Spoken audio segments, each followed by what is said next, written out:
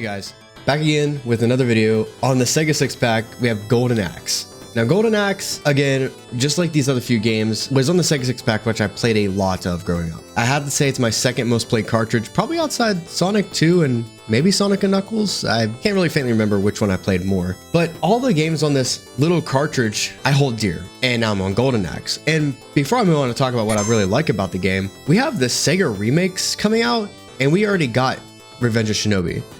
So I'm really curious on how the 3D Golden Axe is going to play, as well as the new Streets of Rage. And I'll probably end up making a video on those games too, because I feel like it would be cool to see the comparisons between the two. Let me give you a brief rundown on what the game is if you don't know. Golden Axe is a side-scrolling beat-em-up game released in 1989 by Sega. Makoto Uchida was the primary developer of the game and also responsible for the creation of one of the most legendary Sega games, Altered Beast. Now I haven't played much of that game. I do want to go play it now that I know this, but I know Altered Beast is a great game.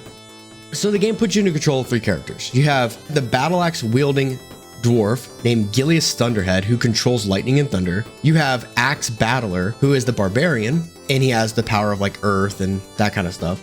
And you have Tiras Flare, who is an Amazonian who controls dragons and dragon fire, which honestly is pretty freaking sick. They all have some vendetta against Death Adder, who is the main big bad. He's screwed with them one way or another, and they're out for vengeance. Outside that, it's your typical hack and slash. A lot of them were around during this time. They all try to stand out in their own way, and the way that Golden Axe did was having magic. I'm pretty sure vehicles and mounts were nothing new, as other games have done this type of thing. But the idea of magic, this is what really kind of, as a kid, had me enthralled with the game. You know, you have your special abilities usually in these games, but the idea that you have a magic meter and not a special meter that you call in a special, like Streets of Rage, you then collect these mana bottles throughout the level. And each stage has so many mana bottles you can collect, and you could choose to ramp up your magic higher and higher and higher to get a really strong magic ability, which can almost one-shot like bosses or clear out most enemies in the stage, or you can use them to just put out some big damage early on while you're trying to survive a fight. All of the characters have really cool stuff, and I want to point out what I mentioned earlier about Tiras, the Amazonian, that she controls a freaking dragon. Like, look at this. When I saw that as a kid, and even now, I think it's so cool. Like, so I play her a lot trying to get her dragon, but the more I played it when I came back to this, it's really hard to get all those mana bottles filled up, and you don't even use your mana most of the levels. And it feels like if you're saving it for like Death Adder or a big boss, it comes in handy, but you're kind of just like saving and holding on to it, you know? So each stage gives you mana before a boss fight, mostly, as well as at night when you go to camp, which is this little camp scene, which I really like. You're kind of resting for the night, like your typical D&D stuff, and these freaking halfling loot goblins, I don't know what they are, they come up and try to steal your stuff, and you just kick the shit out of them to get it back, and they just run away after they have nothing else left. And it's funny to see their expression when you kick them up in the air trying to get your stuff back. If you don't do it in time, they'll leave, and then you lose your stuff. But like I mentioned, vehicles, you can get upon these lizards and dragons of sorts. I mean, they breathe fire, and this one here just has a tail whip, but these two here have these fire abilities. You have the blue one, which spews fire in front of you, which is really good for keeping people off screen, especially bosses. But the other one has a fireball, which can hit people across the stage, which is also good for its own thing, especially for enemies who like to charge at you or stay at a distance. Really good. Now these mounts, you have to be careful with them. I think it's 3 times, but if you get knocked off 3 times, the mount's gone. You can take it with you all the way to the end of the stage, and it's very useful in the harder areas later on in the game. And it's really useful whenever you come towards the last area here, because you will end up expending most of your lives, if not most of your magic, to get to Death Adder himself, and the gauntlet to him is really tough. I do want to say though, Golden Axe, it's a really short game, the first one at least. I haven't played the sequels, and I do plan to, but Golden Axe one's not that long, and you don't feel a super big time constraint going in and trying to play a few rounds of this. I think really this footage took me like 2 hours to gather, and I played like dozens of rounds. So it's you just want to sit down and have some fun, and you don't feel like having a time investment. There you go. And the replayability of the different characters, they all have different magic, and depending on who you play, yeah, There's also something I like as well. It doesn't punish you for doing so like a lot of games do with difficulty. You can go into the options and change your health to be max instead of just only 3 bars at the start, because you will pick up food, which will give you more health. And to be honest, the game's pretty brutal, so I mostly go in and turn it up and have a great time. You know, I mean, shame on me, I guess, but yeah.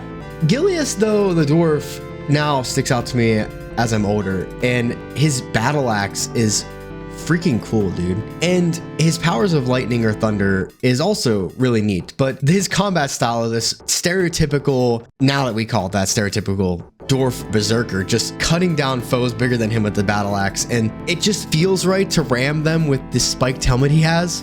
I mean, they're all cool characters, but this one's definitely one I go back to and play a lot of now. The enemy's design is also really neat in Golden Axe, even though just like other hack and slash games, enemies get recycled with, you know, different colors, maybe a different move, and the colors usually determine the difficulty of the enemy, right? It's no different in this game. I do gotta say though, the skeletons were awesome to fight. The designs of the shields, and it reminds me a lot of other games that I played like Dark Souls, or reminds me of the skeletons from Link to the Past even. Another enemy that sticks out to me is the mini boss. He's this gray knight with this massive tower shield and this giant greatsword, and it really spins things around here when you fight him. It's not anything complicated, but his reach on his weapon keeps you from using the typical jump attacks you would use or the usual approaches. He will hit you before you even get close. So the best way to really approach him is to charge him down and then get in a position where you can get on his flank and then pummel him. Just in general, the design of the boss though is what really stands out to me. This faceless gray dark knight, if you want to say, clad in armor. I just love this aesthetic on any enemy type in any fantasy game. And I think this is where it stems from for me. Going forward into Dark Souls or other fantasy games, even classic WoW, growing up, the enemy knight was always like such a cool idea to me. I want to talk about Death Adder himself. When he comes out, you know it's him. You can hit him with 2 entire fully charged bars of magic and he just doesn't go down. Man has a lot of health. Very hard fight. And I think the idea is this is where the game itself, especially if being an arcade game, this is where you would probably lose a lot of your lives and have to insert more coins, I would imagine.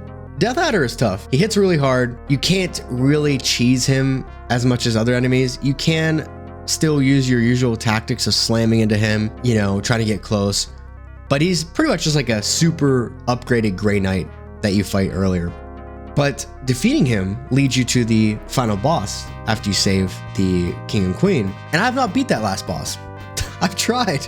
I've really tried to beat it. At the last stage, you have to fight the harder versions of each enemy.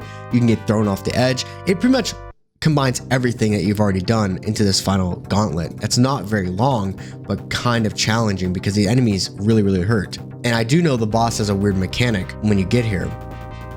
Future Vulcan here. I did reach the boss, and I wanted to give you kind of my live reaction to when I was playing.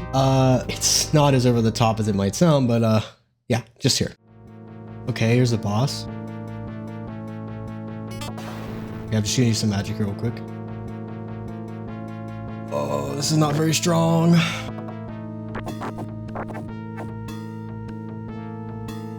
Wait, what the fuck? What the fuck? What? What?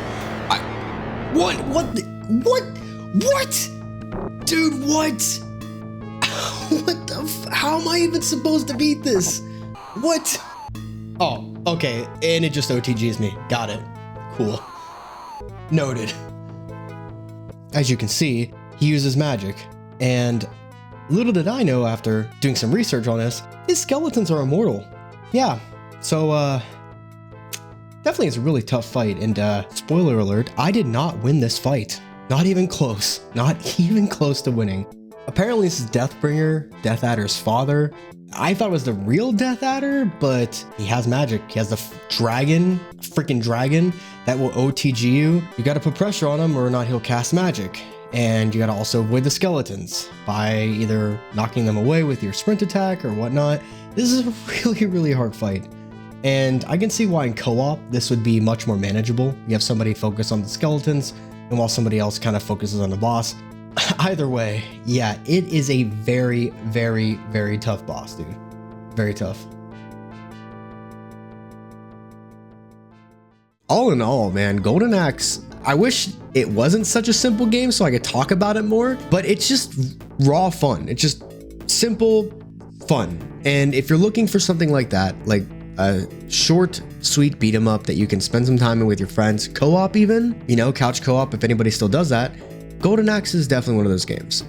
Golden Axe is one of the best beat 'em ups that I've ever played, and I highly, highly recommend it to anyone who loves this genre. Thanks for watching, guys, and I'll see you all in the next one.